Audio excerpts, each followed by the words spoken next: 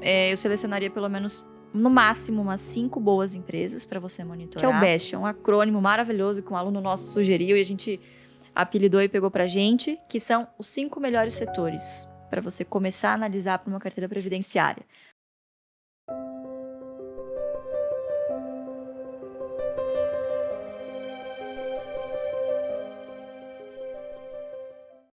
Luiz, agora para você, vocês têm uma filosofia de investimentos, né? Qual que seria o passo inicial para a pessoa que fala assim, ó, eu quero seguir, né, a filosofia de investimentos do Barça, eu quero seguir a filosofia de investimentos da AGF? Qual que é o passo inicial para essa pessoa que hoje não investe? Né? O que você diria para essa pessoa? Qual que é o passo inicial? Acho que o passo inicial, na verdade, ele nem acontece na bolsa, ele acontece na renda fixa. Eu sou da crença de que, acredito muito que a pessoa tenha que ter sim uma reserva de emergência. E aí ia depender, obviamente, das finanças pessoais de cada um, mas pelo menos uns 6 meses de salário, para que caso alguma coisa aconteça, e emergência não escolhe CPF, não escolhe hora, emergências simplesmente acontecem, e você precisa evitar ao máximo ter que vender por obrigação as suas ações, porque muitas das vezes você pode ter que se desfazer de um bom ativo, mas por um preço menor do que você pagou. Uhum. E aí, obviamente, não vai ser culpa do mercado, vai ser culpa de uma falta de planejamento de quem está investindo. Então, sempre procurar fazer essa reserva de emergência para aumentar, mitigar os riscos, né, de você não ter que sair no meio do caminho e amargurar perdas aí indesejáveis com o mercado. Lembrando que, por mais que a gente fale de dividendos, o pessoal sempre procura essa renda extra, enfim, mas não existe nenhum tipo de garantia. É um mercado de renda variável. Enquanto está subindo, maravilhoso. Agora, quando está caindo, você percebe que, de fato, a renda varia, né? A renda variável varia. Então, acho que o primeiro passo, de fato, é ter essa reserva de emergência. Então, infelizmente, é o que acontece com a maioria das pessoas, né? Então, acho que esse seria o primeiro passo, ser conservador e ter ali um dinheirinho na sua renda fixa. Você tem?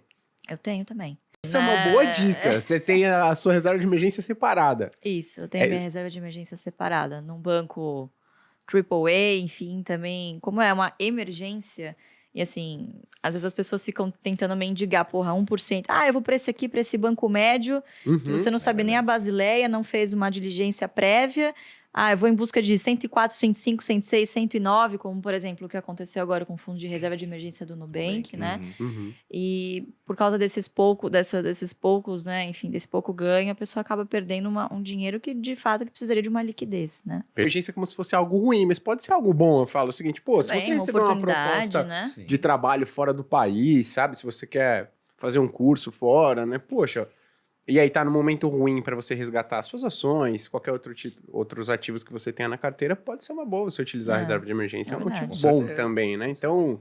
Promoção de Kit Kat também. Promoção de Kit Kat, né? Então, exato, né? Agora, montei a reserva de emergência. Segundo passo.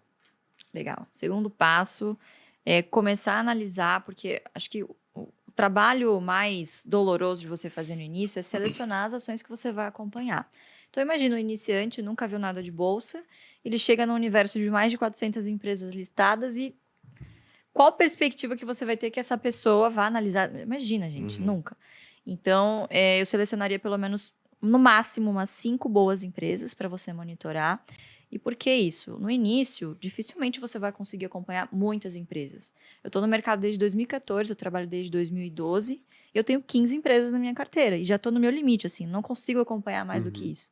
Então, se você quiser fazer um stock picking, que é uma carteira ativa, ou seja, você selecionar suas próprias ações, eu focaria em 5 empresas no início, né? E eu acho que esse é um erro muito comum. A pessoa tem R$1.000 e o que ela faz por desconhecimento ou insegurança? Divide em 20 papéis ao mesmo tempo e aí o que acontece? Ela não gera nem fluxo de dividendos capaz de comprar no fracionário, ou seja, ela não gera renda suficiente para reinvestir e tampouco vê rentabilidade na sua carteira, porque você está tão pulverizado ali que, enfim... Ibovespa. Exatamente. Seria mais fácil comprar um ETF, né? Uma pena que é um mercado ainda pouco desenvolvido, mas acho que estamos caminhando para isso, né? Sim. Então, eu selecionaria 5 boas empresas para acompanhar e ir alternando essas compras frequentes. Fazer metas em quantidade de ações é extremamente importante.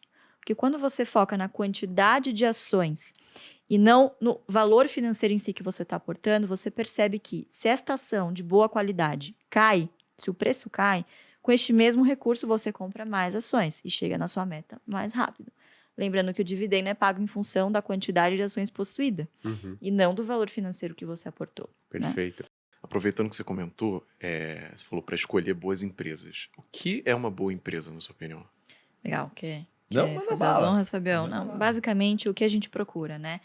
Se a estratégia se chama carteira previdenciária, qual que é a premissa principal? Bom, você precisa ter ativos na sua carteira que, claro que não existe nenhuma garantia e empresas ao longo do caminho passam por dificuldades, nada garante que ela vá se perpetuar. Mas você precisa escolher ativos de maneira que os seus negócios tornem mais provável que essa empresa perdure por 10, 20, 30, 40 anos. Você está pensando aqui, afinal, em longo prazo. Então, esse é um dos critérios, perenidade. O segundo critério, a gente vive num país que vira e mexe, você tem ondas inflacionárias fortíssimas. Então, você precisa de ativos que tenham poder de barganha de conseguir corrigir o preço dos seus produtos, pelo menos pela inflação, né? Ou ter um custo reduzido abaixo da inflação, enfim, tem esse tipo de vantagem competitiva. E terceiro, de novo, a gente está falando de uma carteira previdenciária. No futuro, você vai querer um patrimônio que te gere renda. Então, empresas que não só gerem um fluxo de caixa saudável, como consigam também continuar investindo, manter os seus negócios, os seus CAPEX, enfim, inovação, sempre muito importante, e remunerar muito bem o seu acionista.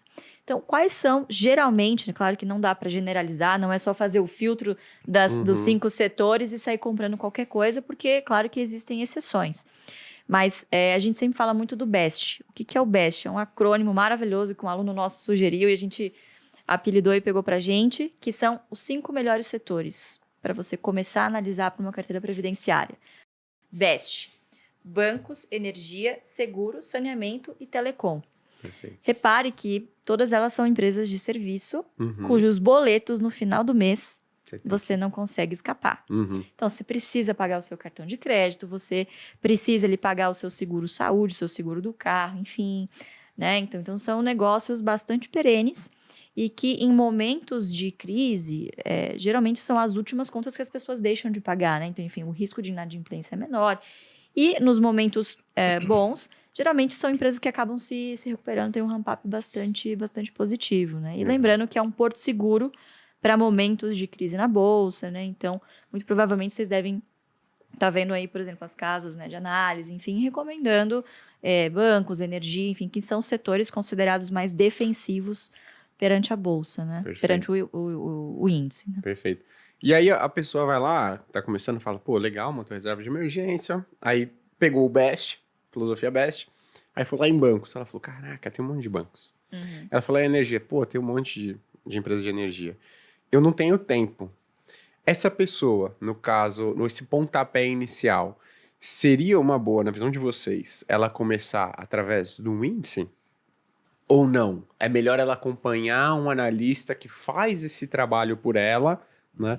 Que siga essa filosofia que ela gostou, né? O que vocês recomendam para essa pessoa que fala, poxa, eu não tenho tempo, tô lá, né, pô, trabalhando, ralando, e eu não consigo me dedicar a isso. Sou ruim com números, então eu preferia delegar isso ou através de um TF, fundo ou um especialista. O número é o menor dos problemas. É o menor, porque hoje você tem casas de análises muito confiáveis, você pode se cercar de profissionais que te munam desse tipo de informação, até no AGF+, a plataforma. Enfim, você tem vários serviços que te dão ali, te cospem um valor justo e você vai saber se está caro ou está barato.